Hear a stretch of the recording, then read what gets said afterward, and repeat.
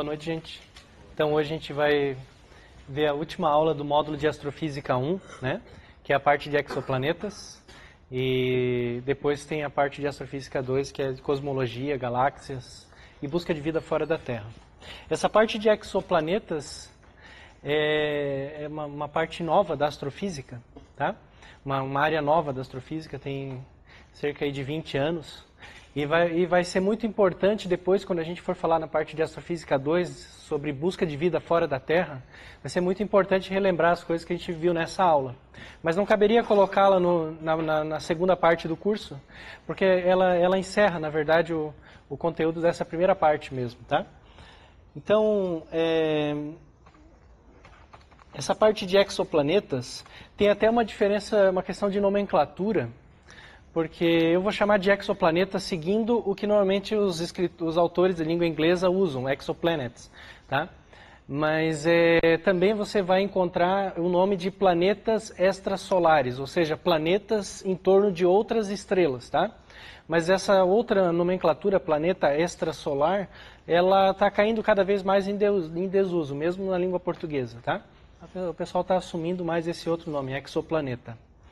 Então, antes de eu falar um pouquinho sobre esses planetas que estão em torno de outras estrelas, eu queria colocar para vocês o desafio observacional que é detectar esses exoplanetas. Porque, como eu disse, a primeira detecção aconteceu há pouco mais de 20 anos atrás só. Pouco mais de 20 anos. E não porque não se acreditasse que esses exoplanetas existiam, qualquer coisa assim, mas porque não se tinha tecnologia para poder fazer a detecção, tá? Para vocês entenderem um pouquinho isso, então, eu fiz aqui uma certa analogia. Primeiro com a distância.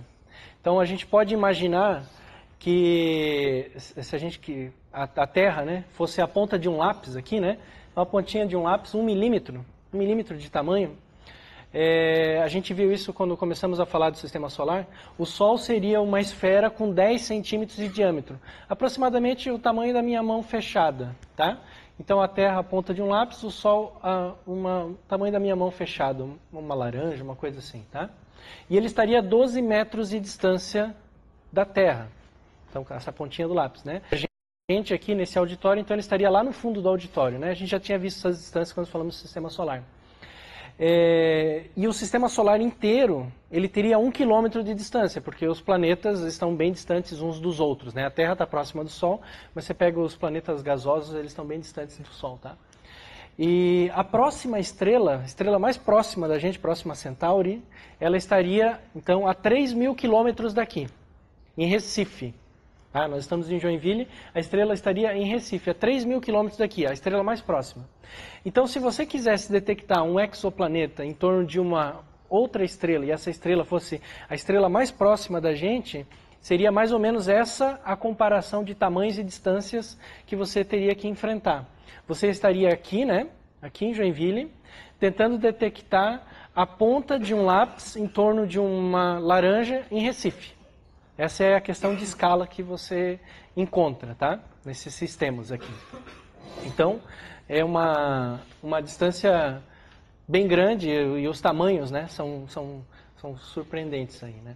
Então, o desafio observacional é muito grande. Mas o desafio das distâncias, por incrível que pareça, não é o maior dos nossos problemas. Não é o que fez os astrônomos levarem tantos anos para conseguir fazer a primeira detecção de um exoplaneta. O maior desafio realmente nosso é esse daqui, que são as diferenças de brilho entre o exoplaneta e a estrela. Porque como o planeta praticamente não gera nenhuma luz própria, né, ou gera muito pouco, comparado com a estrela, ele é muito apagadinho, muito fraca a luz dele.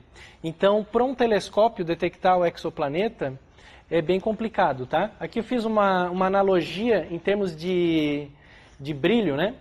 Você teria mais ou menos, estaria querendo fazer o seguinte, enxergar, né, com seu telescópio um vagalume do lado de um holofote num campo de futebol, isso a 1,5 km de distância entre vocês, tá? Então, essa daqui é realmente a grande barreira observacional. A diferença de brilho, tá? E o vagalume colado ali no holofote, né? Eu coloquei, ele estaria a 6 milímetros do holofote, tá? Então, essa diferença de brilho é a grande dificuldade. Para isso, nós precisamos podemos usar diversas técnicas possíveis para vencer essas duas barreiras. A questão da escala e a questão de escala de distâncias e a questão da diferença de brilhos, tá? Então, existem diversas técnicas observacionais para tentar superar essas duas dificuldades aí, tá?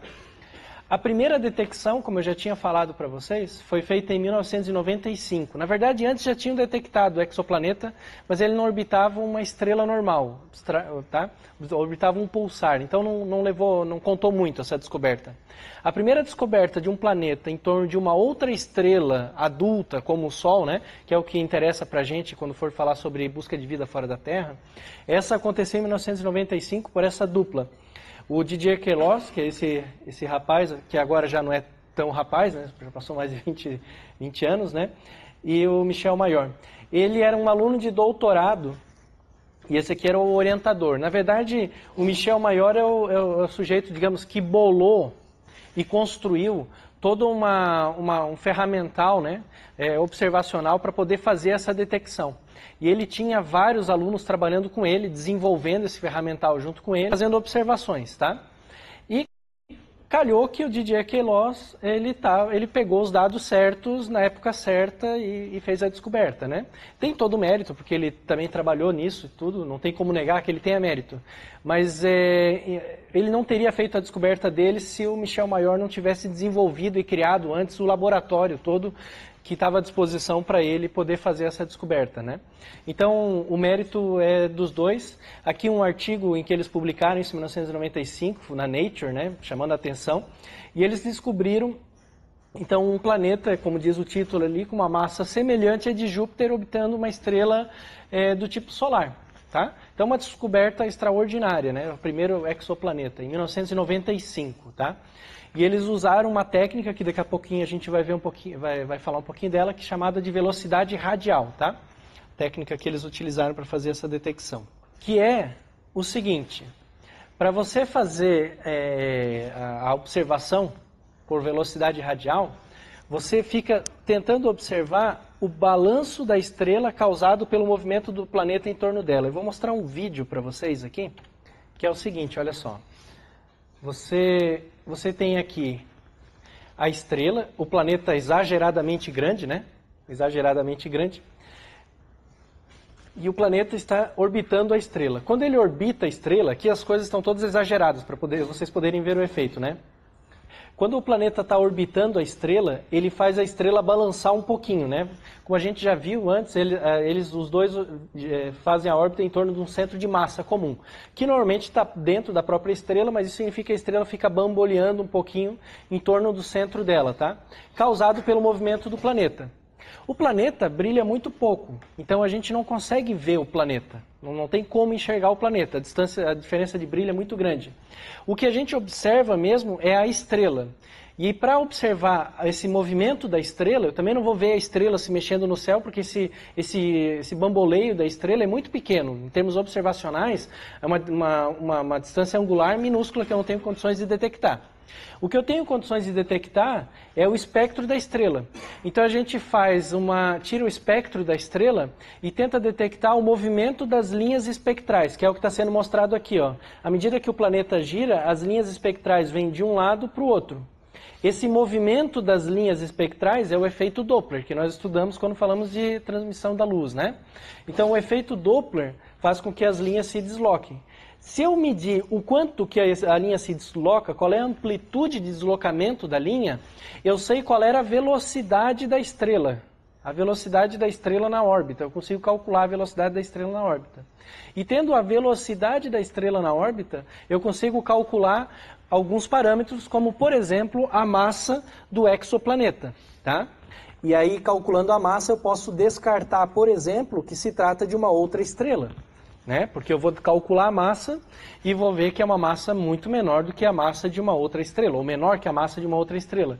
Então só pode ser um exoplaneta que está causando esse bamboleio da estrela, tá?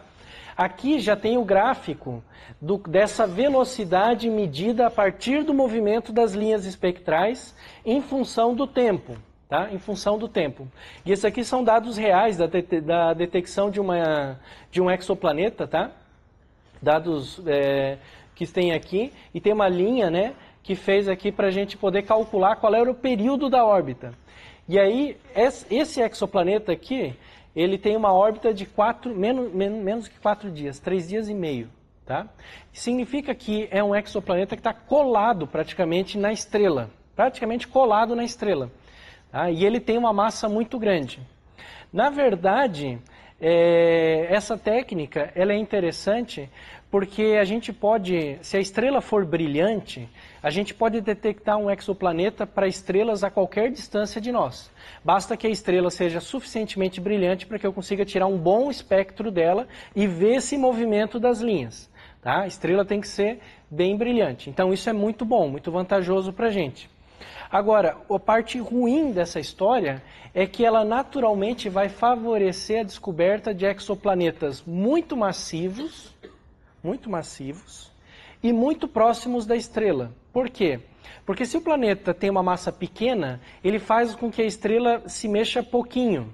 Se a estrela se mexe pouquinho, eu tenho dificuldade de ver esse movimento das linhas espectrais, né?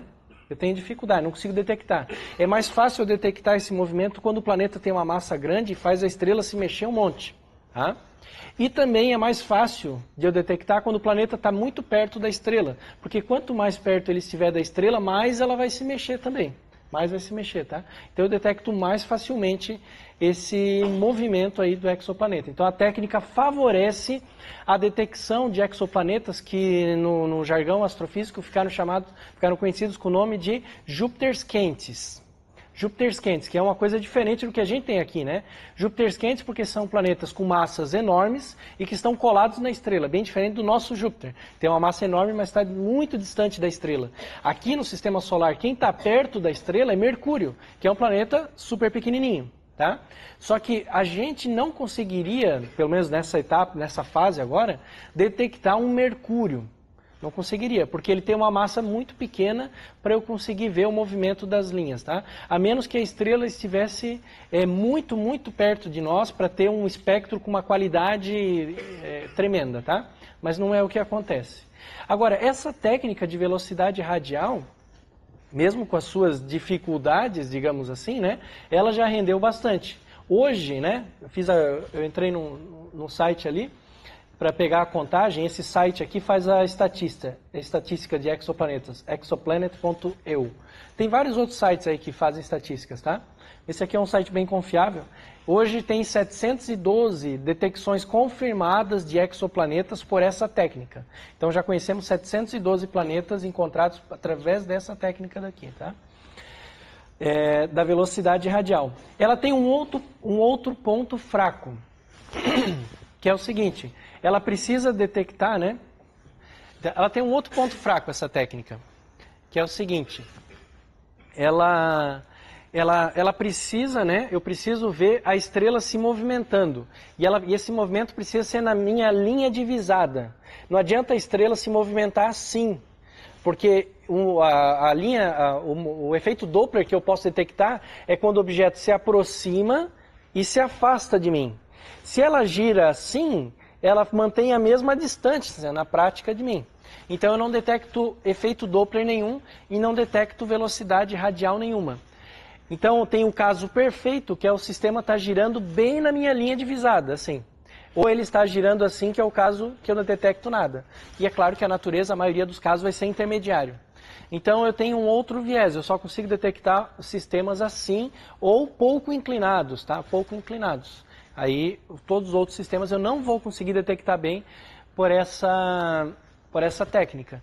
E que causa, né, a inclinação o parâmetro de inclinação entra no valor que eu calculo para a massa. Então, se eu não souber qual é a inclinação do sistema, eu não vou saber qual é a massa certa do planeta. Eu só vou saber qual é a massa mínima do planeta, tá? Então é uma detecção de um exoplaneta, mas que não confirma 100% o exoplaneta. Porque como eu só sei a massa mínima, pode ser que seja duas estrelas. Pode ser um sistema binário, onde uma estrela é muito fraquinha, só que ele está bem inclinado, né? Está bem inclinado, então é uma estrela com uma massa grande, que mexe bastante a outra, mas eu vejo pouco movimento, por causa da inclinação, tá? Então também tem essa dificuldade, mas é uma técnica bem interessante. Agora, mais interessante do que, e foi a da velocidade radial que o Didier Queloz e o Michel Mayor usaram para detectar o primeiro exoplaneta, né? Agora, mais interessante hoje é uma outra técnica chamada de trânsito planetário, tá? Que com essa técnica a gente já tem hoje 2.717 exoplanetas confirmados e muitos outros candidatos, muitos outros, tá? Mas confirmados são 2.717.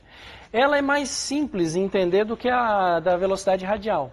Para essa técnica aqui, olha, você tem a estrela e se o planeta passa na frente da estrela, se ele eclipsa a estrela, né? A gente, na astronomia a gente chama isso de trânsito, tá? Ele passa pela frente, né? O brilho da estrela vai cair um pouquinho à medida que o exoplaneta passar na frente dela, tá? Vai cair um pouquinho. O quanto esse brilho cai, normalmente é muito pouco, porque o exoplaneta não tem esse tamanhão todo comparado com a estrela, tá? Então o brilho da estrela vai cair muito pouquinho, coisa de poucos por cento. E aí eu posso dizer que é um exoplaneta. Claro que eu preciso descartar outras coisas que podem fazer o brilho da estrela cair. A gente já viu que as estrelas variam de luminosidade, né? Se for um sistema com uma outra estrela também pequenininha passando na frente, eu vou ver a mesma coisa. Se a estrela tiver muitas manchas, como o Sol tem manchas solares, eu também vou ver a diminuição de brilho. Então eu preciso fazer uma série de observações que descartem a possibilidade de que seja outro fenômeno, tá? Mas é uma medida muito interessante, porque essa medida aqui me dá o raio do exoplaneta. Pelo tempo de queda aqui, eu sei qual vai ser o raio do exoplaneta, tá? Então, por exemplo, se eu puder num sistema desse daqui, olha, ele tem que estar na mesma inclinação favorável que um sistema que eu vou detectar com velocidade radial. A órbita tem que estar, né, aqui em relação a mim. Então, se eu fizer uma detecção com trânsito, eu posso depois tentar fazer uma medida com velocidade radial também. E aí eu vou ter a massa do exoplaneta com a medida de velocidade radial e o raio do exoplaneta com a medida de trânsito, tá? Duas medidas independentes de massa e raio. E aí eu posso já, por exemplo, estimar se esse exoplaneta vai ser rochoso ou se vai ser gasoso, por exemplo, tá? Então eu começo a ter informações físicas desse exoplaneta. Outra coisa muito interessante que acontece nessas situações é que como o exoplaneta está passando aqui na frente da estrela, uma parte da luz da estrela vai passar pela atmosfera do exoplaneta se ele tiver atmosfera. E eu vou poder estudar a atmosfera desse exoplaneta. Mas no finalzinho da aula eu vou mostrar para vocês como é que se faz isso aí, tá? Os pontos fracos são parecidos com os outros. Eu tenho, com a da velocidade radial, eu tenho a questão da inclinação, né? Eu tenho a questão da inclinação. E eu também tenho, naturalmente, um viés aqui para detectar exoplanetas grandes. Porque quanto maior for o exoplaneta, é a queda do brilho. Então, mais fácil vai ser a minha detecção também, tá? Então, naturalmente, eu vou detectar exoplanetas grandes. Muito difícil detectar um Mercúrio aqui, porque ele é muito pequenininho, vai fazer o brilho cair pouco. Então, a estrela, de novo, teria que estar próxima de mim para eu estar vendo a luz dela com grande qualidade, né? Grande quantidade de luz para eu poder ver uma queda que é pequenininha, não é desse tamanho todo que está mostrando aqui, que é só uma coisa ilustrativa, né? E um outro problema das detecções falsas, porque um monte de fenômenos físicos causam variação do brilho da estrela. Então a gente vai ter que descartar de algum modo que todos os outros fenômenos possíveis, né? Vamos ter que fazer várias investigações. Mas serve como primeira, forma de achar candidatos para exoplanetas, né? Ou seja, eu fico monitorando várias estrelas, aquelas em que o brilho cai de vez em quando, é um candidato para ter um exoplaneta. Daí depois eu vou estudar em mais detalhes, com outros telescópios, outras técnicas, tá? Ele está perguntando se foi com essa técnica que detectaram alguns exoplanetas pouco tempo atrás. Provavelmente foi. Porque hoje em dia a maior parte das descobertas de exoplanetas e quase tudo que sai na imprensa é com essa técnica por causa do telescópio Kepler. Tem um telescópio chamado Kepler que trabalha, faz detecções através dessa técnica. E o Kepler é o campeão de descoberta de exoplanetas. Então é quase certo que o que você tenha visto tenha sido com essa técnica por causa do satélite Kepler, que é quem está fazendo essas observações aqui. Esse tipo de observação é muito, digamos, apropriada para um telescópio espacial que trabalha sozinho. Por quê? Para eu fazer essa descoberta, eu preciso pegar e ficar monitorando uma estrela. Preciso ficar medindo o brilho da estrela durante tempo. Ficar medindo o brilho da estrela durante bastante tempo, tá? E se houver uma queda de brilho, ela é uma candidata. E aí, claro, né? Se eu quero detectar muitos exoplanetas, eu não vou ficar monitorando o brilho de uma estrela, mas vou monitorar o brilho da maior quantidade de estrelas que eu puder. Então, esse telescópio, o Kepler, ele fica observando uma região do céu por um período, né, grande, né? E onde tem milhares de estrelas. E fica monitorando o brilho de todas elas. Todas aquelas em que há uma variação de brilhos que seja coerente com a possibilidade de um exoplaneta, ele coloca como candidato para a detecção de exoplaneta. Depois os astrônomos vão lá e tentam, com outros telescópios terrestres, outras coisas, tentar ver se é mesmo um exoplaneta, tá? Então, esse Kepler tem um monte de candidatos aí para serem analisados e já quase 3.000 exoplanetas confirmados. Tem muitas outras técnicas para detecção de exoplanetas, tá? Muitas outras. Mas essas duas são as grandes campeãs, porque é fácil montar um programa observacional para detectar exoplanetas com essas duas técnicas. Agora, para a gente, essas duas técnicas são um pouco frustrantes, talvez, porque elas são medidas indiretas, detecções indiretas do exoplaneta. Eu estou detectando um efeito que o exoplaneta causa na luz da estrela, né? Um efeito, mas não estou detectando o exoplaneta diretamente. Tem como hoje a gente fazer uma detecção direta do exoplaneta, que é o que nós chamamos de imageamento. Então eu posso fazer uma imagem, tá, do exoplaneta. Aqui é uma dessas imagens. A estrela foi tampada, né, no telescópio para não ofuscar, né? Você vê aqui nessa imagem o seguinte: o disco de poeira da estrela é um sistema que está se formando. Tá? Um sistema jovem, Beta Pictoris aqui. Então ela tem um disco com muita poeira.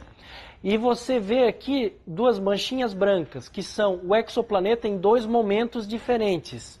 A imagem em 2003 e 2009. Então separado aí por 6 anos aproximadamente. Tá? Então você vê o exoplaneta aqui e depois ele está aqui do outro lado. Então, pela escala da imagem e a distância até o sistema, eu consigo calcular o tamanho da órbita, vários outros fatores, tá? Então, tem como eu fazer imagem direta de alguns exoplanetas, mas não é de todos, porque o exoplaneta tem que estar próximo da gente para eu poder enxergar, né? Porque lembra que o brilho dele é muito pequeno. E eu tenho que fazer uma imagem, é difícil fazer essa imagem, eu tenho que tampar a imagem da estrela principal, senão ela vai ofuscar tudo, né? Não, é que nem querer ver naquela analogia que eu fiz lá, querer ver o vagalume do lado do holofote, né? Sem tampar o holofote, né? Pelo menos com a mão, você não vai ver nada, né? Então é complicado, tá? Então temos algumas imagens diretas dessas aí, tá?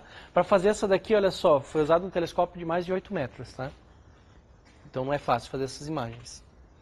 Agora, a gente tem muitos exoplanetas conhecidos hoje. Então, vamos fazer o seguinte, não adianta, não tem condição nenhuma de eu passar pelos mais de quase 3.000 exoplanetas conhecidos aí. Vamos fazer um estudo um pouco estatístico do que a gente já sabe sobre esses exoplanetas, tá? Tem um site aqui, um outro site bem interessante de catalogar exoplanetas. Nesse site, se você quiser, você pode entrar e fazer gráficos. Eles têm os dados todos disponíveis, você pode até baixar os dados, tá? Então esse é um outro, tem aquele exoplanet.eu, que é bem legal, e tem esse outro site aqui, que também tem dados. Desse site eu tirei dados atualizados do dia 15 de junho desse ano, 15 de junho de 2017. Então aqui tem a contagem de exoplanetas detectados e confirmados, né, claro, né? Pelas várias técnicas, ó. Eu falei para vocês só das duas principais, velocidade radial e de trânsito.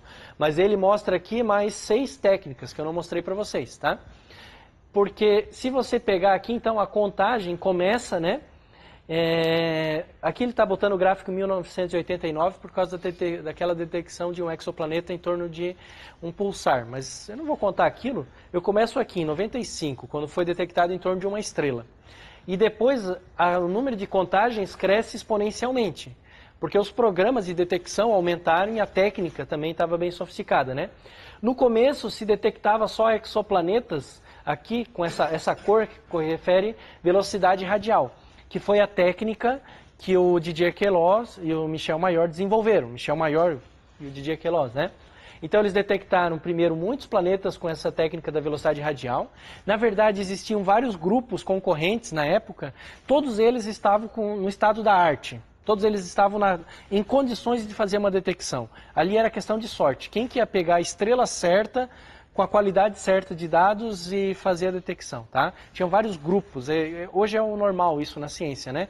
Quando o sujeito faz uma grande descoberta, normalmente hoje não é mais como foi o Newton, como foi o Einstein, que é uma descoberta individual, assim, né? Hoje, normalmente, quando alguém faz uma descoberta, ele está no mesmo nível de pelo menos outros 2 grupos importantes no mundo aí que poderiam ter feito aquela descoberta um dia antes do que ele, tá? Então, páreo a páreo, né? Então, depois que eles detectaram, eles mesmos e outros vários grupos fizeram várias outras detecções. Por volta aqui, olha só, de 2006, 2008, começa a aumentar bastante o tamanho da barrinha verde, que é a detecção por trânsito planetário, né? Que é porque mais ou menos quando o satélite Kepler começou a divulgar dados, foi lançado e começou a divulgar dados, tá? Então, assim que o Kepler começou a divulgar dados, a quantidade de detecções aumentou enormemente. Porque o Kepler trabalha sozinho, basicamente essa é a questão. Ele fica monitorando milhares e milhares de estrelas sozinho, ele é automatizado, né? E os astrônomos só pegam o que interessa. Não precisam perder tempo olhando coisas que não tem chance nenhuma de ser um exoplaneta, né? Então ele trabalha automaticamente. Isso é interessante. Aqui a gente tem um gráfico da massa do exoplaneta em função do seu período, do tempo de órbita, tá? E aqui está o planeta Terra, ou seja, o período de 365 dias, né, a órbita da Terra, e a massa, aproximadamente 10% da massa de Júpiter, porque a massa aqui está em função de massa de Júpiter. Quando você trabalha com exoplanetas, normalmente o raio você escreve em função do raio da Terra, o período da Terra, um ano, e a massa você escreve em termos de massas de Júpiter, tá? Isso é o normal. E também está separada por técnicas. Mas você vê de longe que a maior parte são cor-de-rosas e verde. Velocidade radial e trânsito, né? Trânsito planetário. Então, olha só, você percebe claramente aqui o que a gente chama de viés observacional, que é uma coisa muito importante para você fazer uma estatística correta das suas observações. O viés observacional é o seguinte: primeira coisa, a maior parte dos exoplanetas são massivos. São massivos, tem massa em torno da massa de Júpiter ou mais, tá? Alguns poucos são pouco massivos também. A técnica da velocidade radial, aquela que depende do movimento dos exoplanetas, tende a pegar exoplanetas com períodos maiores, tá? Então a estrela está girando lá rápido, ele pega aqueles planetas com períodos maiores. E a técnica de trânsito tende a pegar exoplanetas com períodos menores. Por quê? Porque se o planeta está muito longe da estrela, qualquer inclinaçãozinha ele já não passa mais na frente da estrela. E eu já não sou mais capaz de fazer uma detecção por trânsito planetário, tá? Então ele tem que estar bem alinhado com a estrela, a inclinação bem baixa, para eu conseguir fazer essa detecção. Agora, se o planeta está colado na estrela, ele pode estar mais inclinado, que mesmo assim ele vai passar um pouquinho na frente da estrela e eu posso fazer a detecção por trânsito planetário, tá? Então, quando a gente vê isso daqui, a gente precisa ficar atento, ó. Não significa que a maioria absoluta dos exoplanetas tem períodos curtos, ou em torno disso daqui. Significa que a minha técnica favorece esse tipo de observação, tá? Minha técnica favorece a observação de Júpiters quentes, planetas grandes colados na estrela, tá? Mas a gente não está interessado em Júpiters quentes. A gente está interessado em descobrir exoplanetas que podem abrigar vida. Ou então, descobrir sistemas planetários completos, com vários planetas, para eu poder testar a minha teoria de formação estelar e planetária. né? Ver se os sistemas planetários são como o sistema solar, e são como a gente prevê, né, teoricamente, que deveria se formar um sistema planetário. Então eu quero detectar exoplanetas parecidos com a gente, onde pode ter vida, e quero detectar sistemas de exoplanetas que tenha vários planetas, para eu poder investigar se os sistemas planetários se formam em outros lugares como se formaram aqui. Ver se a minha teoria está certa, tá? Então, daqui a gente pode, claro, escolher alguns objetos mais interessantes aí, tá? Para fazer uma análise mais detalhada, né? Depois, quando a gente for na aula 28, falar sobre possíveis lugares onde existe vida fora da Terra, né? Que é uma aula que eu botei aqui, ó, Mundos Habitáveis. Quando a gente for na aula 28 falar sobre eles, a gente vai voltar a falar sobre os exoplanetas e as condições necessárias para um exoplaneta ter vida. Tá? Mas uma das condições importantes é o que nós chamamos de zona de habitabilidade. O exoplaneta precisa estar dentro dessa zona, que é, grosseiramente, a região onde pode ter água líquida. Tá? Então, se o exoplaneta estiver muito perto da estrela, ele não tem água. Mercúrio, por exemplo. Se ele estiver muito longe da estrela, a água está toda congelada. Júpiter, né, a Lua Europa, em torno de Júpiter, a água está toda congelada e tal. Se ele tiver uma distância apropriada aqui, a água está líquida. Essa distância apropriada no sistema solar é aproximadamente a distância em que cabe Vênus, Terra e Marte, tá? Mas Terra está no meio. Tá? Agora, essa questão da zona de habitabilidade é bem delicada, por isso que eu vou falar em mais detalhes nessa aula 28. Hoje não vou entrar muito. Porque ela vai depender da estrela ser uma estrela mais quente ou mais fria, vai depender das condições em que está essa água nesse sistema, né? Por exemplo, a Lua Europa de Júpiter, ela tem uma crosta de gelo, está muito frio lá, está muito distante do Sol. Só que dentro tem água líquida. Essa água líquida a gente acredita que é mantida por efeito de maré com a interação gravitacional com Júpiter, que causa, né, o atrito e o efeito de maré, a água fica líquida. Então, mesmo estando longe da estrela, você pode ter água líquida se você tiver outra fonte de energia. Então essa zona de habitabilidade tem que ser bem compreendida, né? Bem compreendida. Na aula 28 a gente vai entrar em vários detalhes sobre isso aí, tá? Então, hoje, basicamente, eu queria mostrar para vocês o seguinte. Eu posso detectar vários exoplanetas, calcular o raio, calcular a massa desses exoplanetas, medir, né, de forma indireta, e posso também, pelo período da órbita, saber a distância que ele está da estrela. Então, são 3 parâmetros importantes. Se ele tem a massa muito grande, ele provavelmente é um planeta gasoso. Se ele tem a massa pequena, né, e eu meço o raio também, eu posso calcular a densidade com massa e raio e saber que a densidade é aproximadamente a densidade da Terra, a densidade de rochas. Então é um planeta rochoso. Se ele for um planeta rochoso, pode ser um mundo parecido com o nosso. E aí eu pego o período dele, se ele tiver uma distância apropriada da estrela para ter água líquida, é um planeta com potencial para ter vida, né? Para ter vida, tá? Então a gente faz basicamente isso. Na verdade faz muito mais, né? Como depois eu vou falar para vocês. Mas aí a gente precisa também discutir direitinho o que é vida, bem certinho essas questões aí.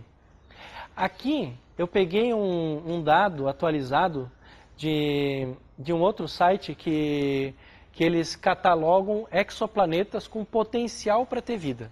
Então eles ficam monitorando todas as descobertas de exoplanetas e vão fazendo um ranking dos exoplanetas mais promissores, tá? Tem o endereço ali embaixo. E aqui nessa imagem, que ele tem dados atualizados de maio desse ano, maio de 2017, eles colocaram 13 exoplanetas, tá? Que tem mais potencial para ter vida. Eles fizeram a escolha com vários critérios, mas grosso modo eles pegam exoplanetas que tenham raios próximos do raio da Terra, tá? Em torno de um raio terrestre, e massa também próxima da massa da Terra. Estão tentando pegar exoplanetas rochosos. Mas não é só esse o critério, não. Tem o critério também da distância até a estrela, várias outras coisas, tá? Mas esse aqui é o primeiro critério. Para efeito de comparação, eles botaram aqui Júpiter, né? Netuno, Marte e Terra. Porque quando a gente fala de detecção de exoplanetas promissores para ter vida, geralmente se faz essa classificação, que são os planetas abaixo da massa da Terra, seriam exoplanetas parecidos com Marte. Lembra que Marte tem uma massa bem menor que a massa da Terra, né? Planetas com a massa próxima da Terra e planetas que podem ser Júpiteres ou netunianos, tá? Massas São faixas de massa que a gente observa, tá? Então, esses exoplanetas são semelhantes à Terra. Eles pegaram 13 desses exoplanetas aqui. Você poderia, depois, se você pegar essa aula aqui, você pode pegar o nome de cada um deles e digitar na internet, você vai achar um monte de informação sobre cada um deles, tá? Mas, basicamente, todos eles são planetas provavelmente rochosos, com massa muito próxima da Terra. A estrela que eles orbitam varia bastante, mas eles sempre estão na zona de habitabilidade desse sistema, e provavelmente esses exoplanetas têm água líquida, tá? De todos esses sistemas aqui, mais promissores, chama a atenção um sistema que eu acho que foi esse que você deve ter visto na mídia, que é um sistema que tem 3 exoplanetas aqui que podem ter vida. É um sistema que parece mais promissor do que o nosso próprio sistema solar, tá? É o sistema TRAPPIST-1, tá? Ele tem um exoplaneta promissor aqui, outro e outro aqui, são 3. Esse sistema, na verdade, tem 7 exoplanetas detectados. 7. Então ele é muito interessante, né, do ponto de vista do cenário de formação de estrelas e exoplanetas. E além disso, tem 3 exoplanetas na zona de habitabilidade, tá? Que é aquela zona mais favorável para ter vida. Mas mesmo um exoplaneta fora dela pode ter vida. Depois a gente vai ver isso aí, tá? Então o planeta, esse sistema foi detectado há pouco tempo, tá? E eu peguei aqui para vocês um vídeo que foi produzido pela Agência Espacial Europeia, né? Sobre esse exoplaneta. Tem legenda em português de Portugal, tá? É interessante. Astronomers have discovered 7 Earth-sized planets orbiting a tiny nearby star. At least 3 of the planets could harbour oceans of water, making them possible homes for life.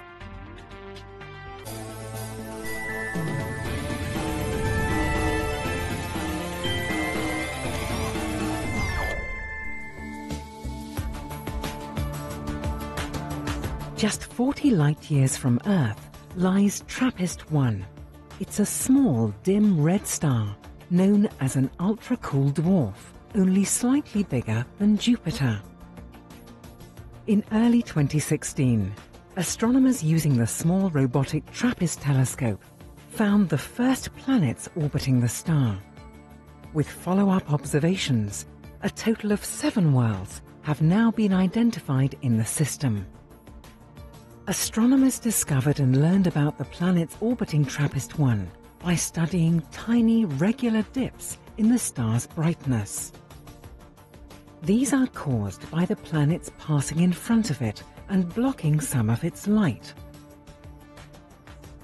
Observations were made using telescopes around the world and in space, including ESO's Very Large Telescope in Chile and NASA's Spitzer Space Telescope. The results? The discovery of an amazing rich planetary system with 7 planets, having similar sizes and temperatures to the Earth. And at least the innermost 6 are probably made of rock. Although the planet's orbits are very close to their parent star, its low energy output means that the illumination levels they receive are similar to Venus, Earth, and Mars. Climate models suggest the innermost 3 would be too hot for liquid water to exist on anything more than a small fraction of their surfaces. And the most distant and coolest planet is expected to be an icy world. However, 3 planets in the system, TRAPPIST-1e, F and G, represent the holy grail for planet-hunting astronomers, as they orbit in the star's habitable zone. Excitingly, this could mean they harbour oceans of water on their surfaces. This new discovery makes the system a top target for future investigation. With the next generation of telescopes, such as ESO's European Extremely Large Telescope and the NASA ESA James Webb Space Telescope, astronomers could observe signs of water in the atmospheres of these planets. The presence of life also leaves unique chemical signals in a planet's atmosphere, which could possibly be detected on these nearby worlds. Dwarf stars like TRAPPIST-1 are very common in our galaxy, with most expected to host Earth-sized planets. The search for life may find success in a system just like this one.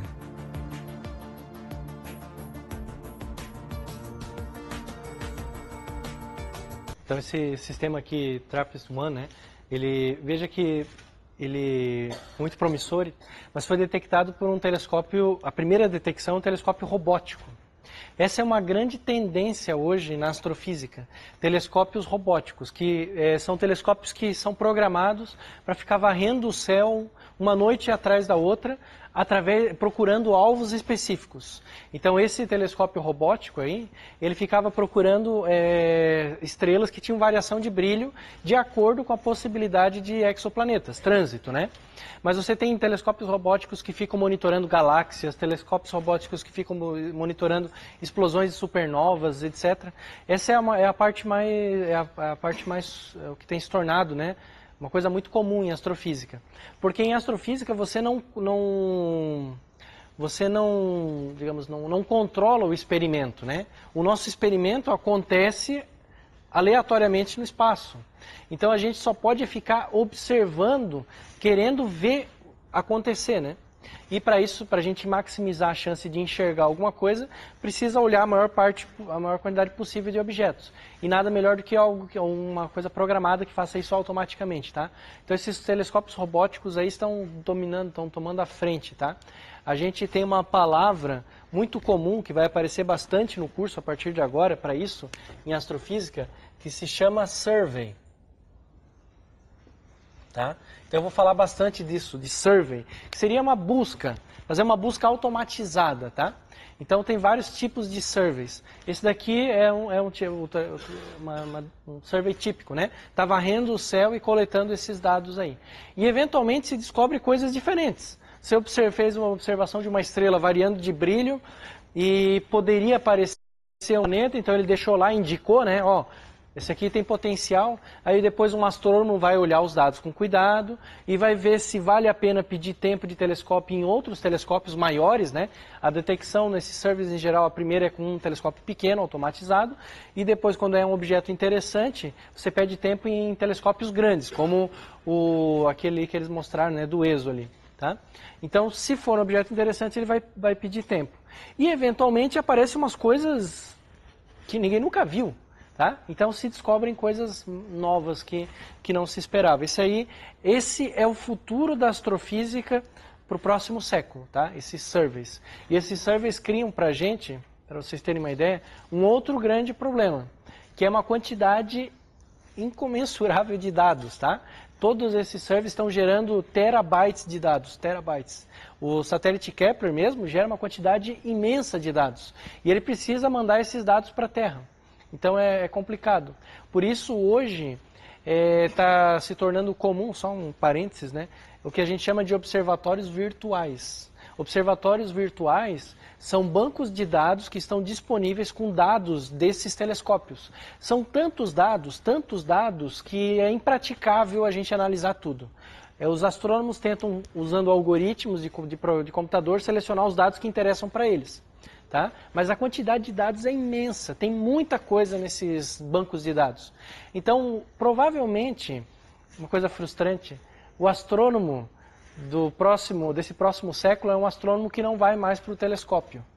É um astrônomo que vai pegar dados de bancos de dados, porque tem quantidades imensas de dados à disposição. Então, se você tiver uma ideia, qualquer ideia que você tenha, olha, eu acho que pode acontecer tal fenômeno físico e a detecção pode ser por essa técnica, olhando esse tipo de sistema. Você vai acessar um banco de dados desse, você vai pegar os dados, são públicos, qualquer pessoa baixa, não precisa nem se identificar na maioria deles, você simplesmente baixa os dados, pega os dados, acabou, e vai testar a sua ideia. Tá? Então você não precisa ir para o telescópio e ficar fazendo as observações, você vai pegar isso daí. Tá? É uma popularização da ciência, né, da astrofísica. Existe uma demanda, inclusive, até por pessoas capazes de analisar esses dados, né, para astrofísicos, né? Uma demanda... Está crescendo a demanda, porque tem uma sobra de dados, né, para acelerar as descobertas. Sim. Uma sobra de dados para acelerar as descobertas, tudo.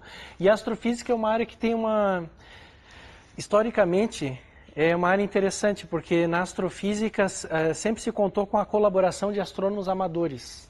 A gente que faz pesquisa, que estuda astrofísica por hobby. E é muito comum na astrofísica os astrônomos amadores darem contribuições importantes, sabe?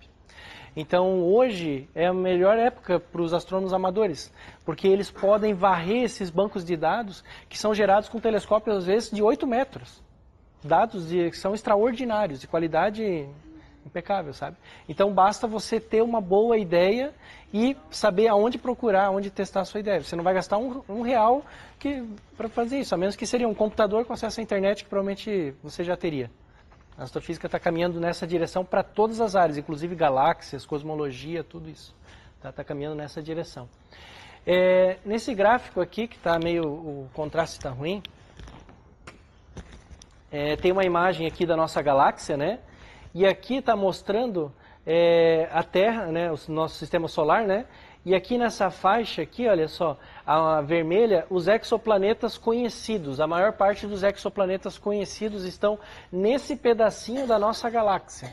Tem algumas outras poucas detecções por microlentes gravitacionais aqui, em outras partes da galáxia, mas são coisas esporádicas. Os exoplanetas, aqueles quase 3 mil exoplanetas conhecidos, estão, quase 4 mil, estão aqui só. Então a gente tem toda a galáxia ainda para observar, tá? O que a gente precisa para poder observar mais da galáxia é telescópios maiores, né? Com mais possibilidades aí, tá?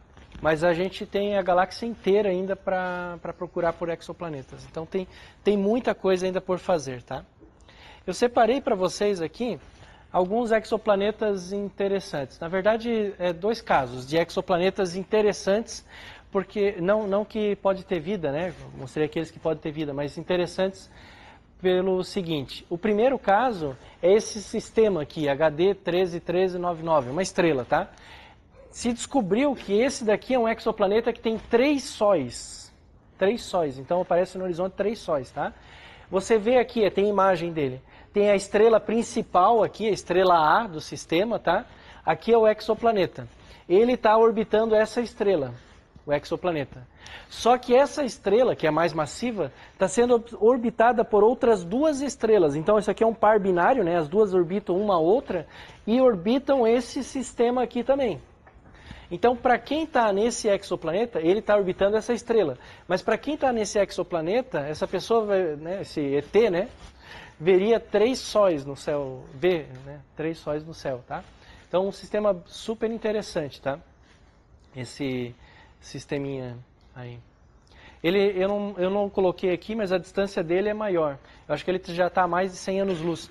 Aquele TRAPPIST-1 lá está a 40 anos-luz daqui, né? Então está bem perto, tá? 40 anos-luz é bem perto, são uma dezena de parsecs, tá? Então está colado na gente. Aqui seria o desenho de como seriam as órbitas, né? O exoplaneta em torno dessa estrela principal, a estrela A, e as outras 2 estrelas aqui, uma orbitando a outra e orbitando a outra estrela, tá? Então, do ponto de vista assim, poético, seria interessante, né? Um sistema interessante.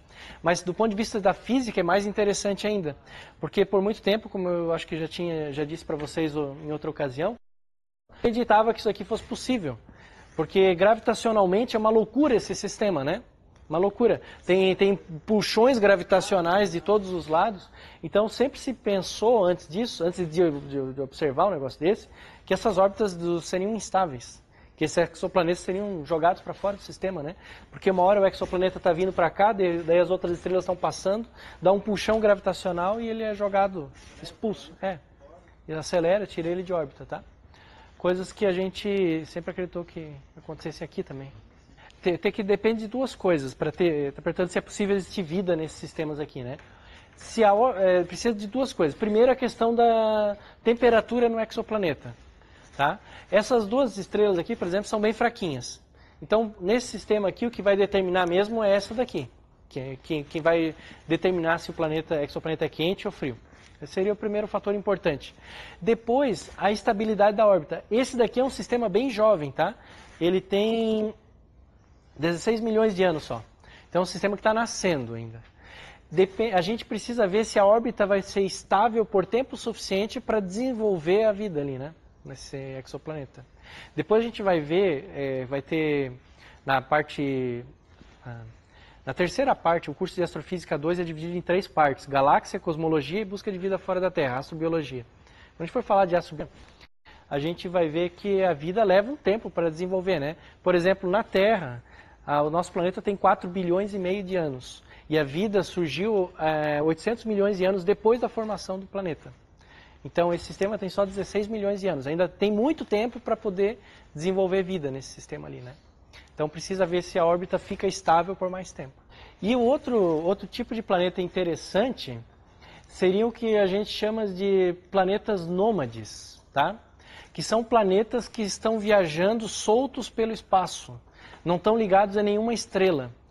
É muito difícil detectar esses exoplanetas, porque tanto a técnica de trânsito planetário quanto a técnica de velocidade radial, na verdade você está detectando o exoplaneta por meio da luz da estrela, né? Então, se o exoplaneta está vagando pelo espaço, não tem estrela para você poder fazer a detecção. Então tem que ser uma detecção direta do exoplaneta. As detecções que a gente tem até agora, confirmadas, em torno de uma dúzia só, tá? São normalmente por efeito de microlente gravitacional. O exoplaneta passa na frente de uma outra estrela, não tem nada a ver, é só uma projeção. Ele passou na frente de uma outra estrela, né? E dá uma alteração na luz dessa estrela. Porque a luz da estrela, né? A hora que o exoplaneta passa na frente, né? Você tem a estrela aqui, né? A gente tá observando aqui, né? Na Terra, né?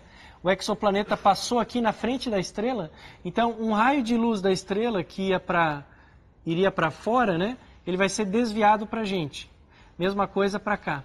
Então, se a gente medir o brilho da estrela ao longo do tempo, a gente vai ver um brilho constante e, de repente, um pico, um aumento, porque concentrou luz a hora que o exoplaneta passou bem na frente da estrela, tá?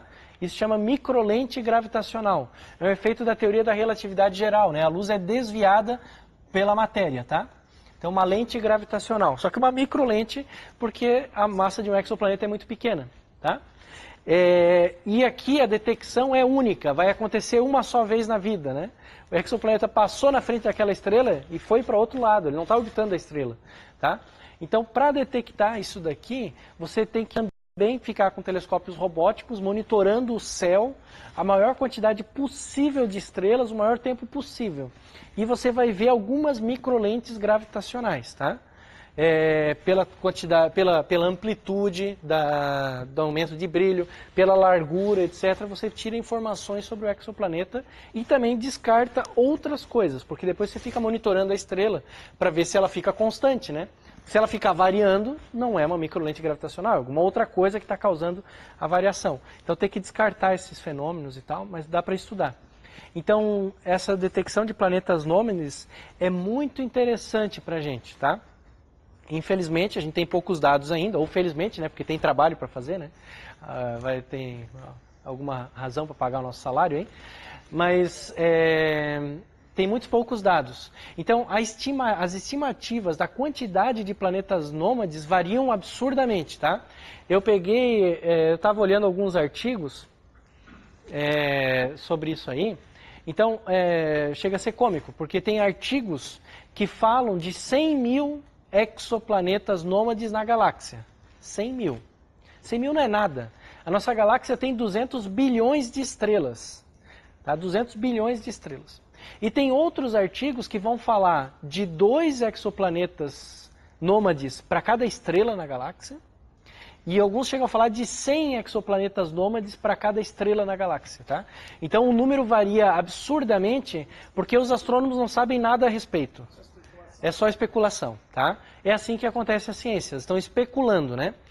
Agora, você vai ter uma hipótese, né? Olha, eu acho que deve ter tantos. Se tem tantos exoplanetas e as estrelas estão com tal distância média uma da outra, não sei o quê, eu devo detectar tantos efeitos de microlentes gravitacionais a cada 100 horas de observação, não sei o quê. Você entra num banco de dados desse, disponível na internet, pega os dados e vê se detecta aquelas lentes gravitacionais. Se você não detectou, é um teste, você está propondo um teste, você não precisa ir no telescópio. Você pode pegar os dados e fazer o seu teste. Claro que tem 1000 coisas aí que complicam essa história, não é tão simples, né? Tem 1000 coisas que complicam, mas se você gosta de astrofísica e quer estudar o assunto, você se aprofunda, pega os dados e testa a sua hipótese. E pode publicar um artigo super interessante a respeito disso, tá?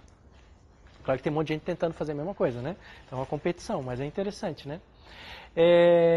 Agora, do ponto de vista da física, esses exoplanetas nômades podem surgir por 2 mecanismos.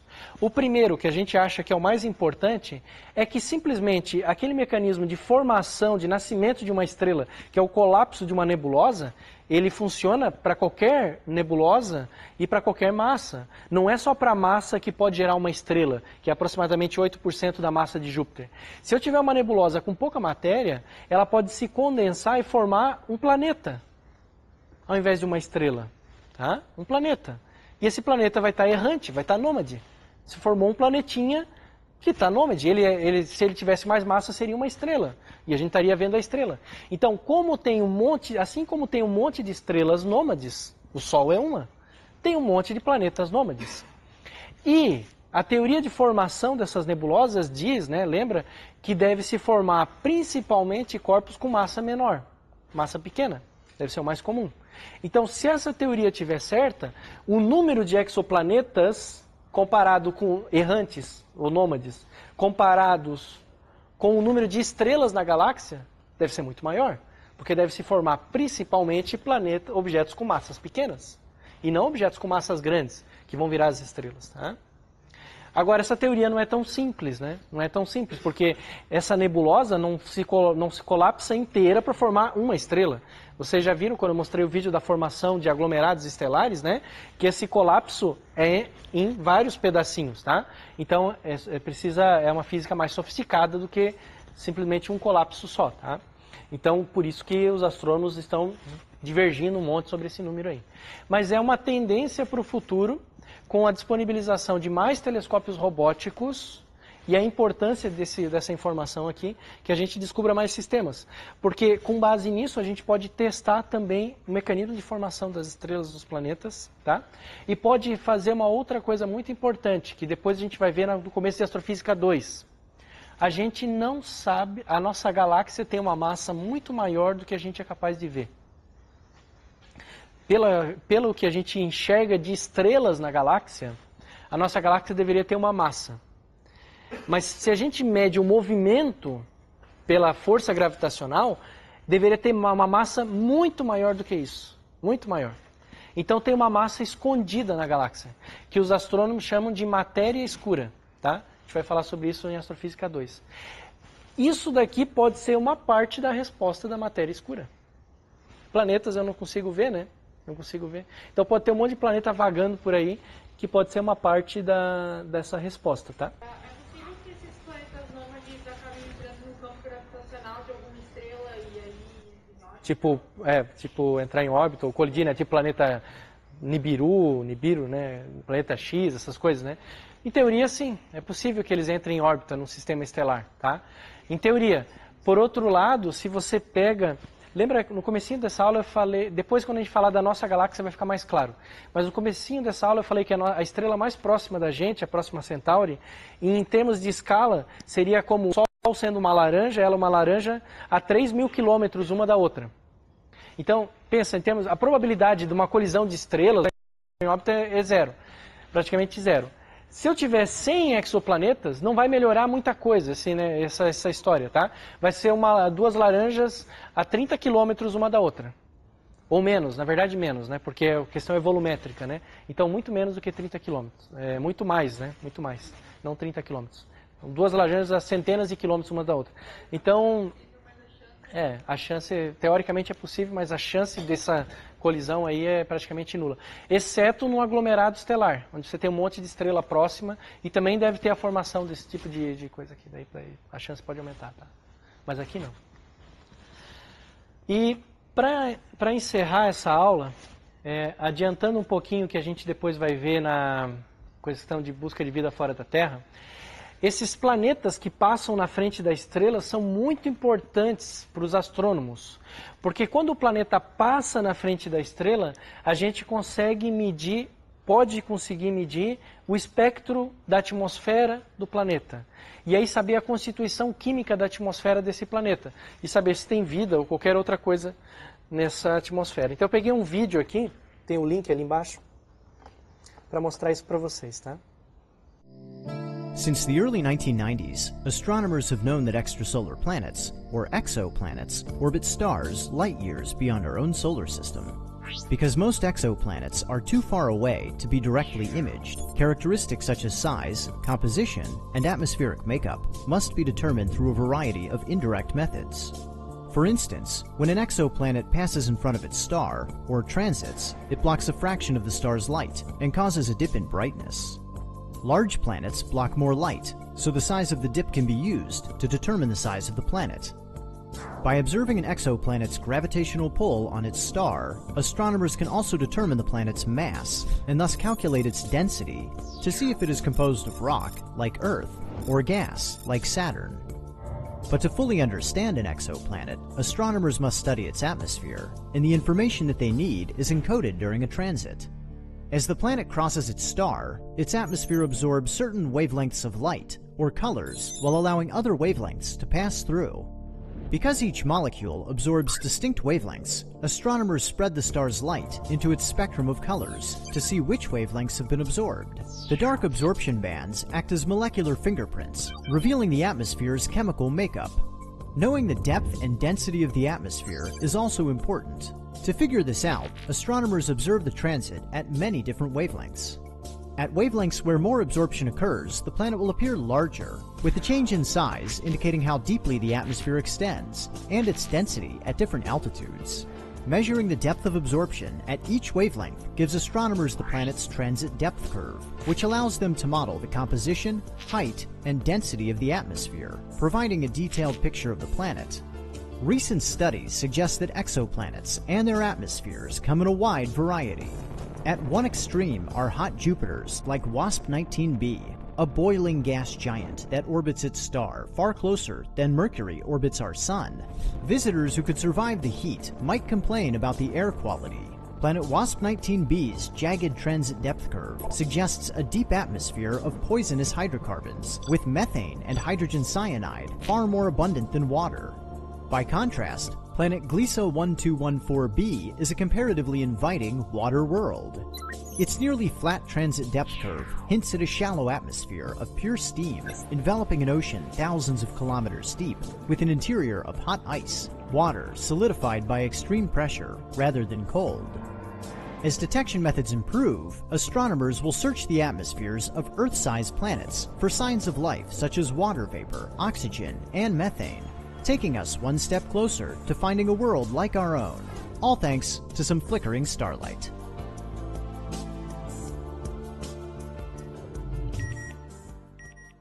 Então, aquele sistema TRAPPIST-1 tem 3 estrelas em trânsito. É um sistema com potencial tremendo para isso, né? Está a 40 anos-luz daqui só, né? Então, é um sistema com potencial tremendo para a gente poder analisar a atmosfera desses exoplanetas. Só que para isso a gente precisa de telescópios cada vez maiores, porque essa luz, né? Essa luz tem que ser dividida, né, em vários comprimentos de onda. Então você pode imaginar o seguinte: eu vou pegar a luz da estrela e vou dividir no espectro, em vários comprimentos de onda. Então digamos que eu vou dividir em 100 comprimentos de onda. Significa que em cada faixa a quantidade de luz vai cair por um fator 100 pelo menos. Então a estrela vai me parecer em cada faixa do espectro 100 vezes menos brilhante, né? Então, quanto mais brilhante, quanto mais espectro eu quiser, mais brilhante tem que ser a estrela para eu poder ter esses dados, tá? Mas esse tipo de coisa já está sendo feita. Aqui tem um artigo já relativamente velho, né, 2010, tá? Mas que tem uma das melhores imagens. Tem artigos mais recentes, mas as imagens não são tão bonitinhas que nem desse aqui. Então, o que ele analisa, né, o espectro de absorção de um exoplaneta, a luz passando pela atmosfera, tá? E nesse espectro de absorção, você tem aqui os dados, que são esses triângulos, essas cruzinhas, e a curva laranja e azul é uma simulação, um modelo tentando explicar esses dados. A absorção em função do comprimento de onda. Se você coloca só água, é a curva azul. E você vê que ela passa longe dos dados aqui, tá? Se você coloca um pouco de metano junto com essa água, um pouquinho de metano, você já consegue explicar os dados aqui. Então, água com metano consegue explicar o espectro de absorção desse sistema aqui, tá? Isso daqui é o futuro do estudo de exoplanetas, para encontrar vida e entender melhor esses exoplanetas, tá? Analisar o espectro. Para isso é indispensável que o planeta passe na frente da estrela. Se ele não passar na frente da estrela, eu ainda posso olhar luz espalhada. É uma possibilidade, luz que bate nele e vai para mim, né? Só que não é tão rico quanto estudar isso daqui, né? O planeta passando na frente da estrela me dá muito mais informação, tá? Então, gente, essa aula fica por aqui, tá? De exoplanetas. E depois a gente continua nos próximos módulos aí de Astrofísica 2. Até mais.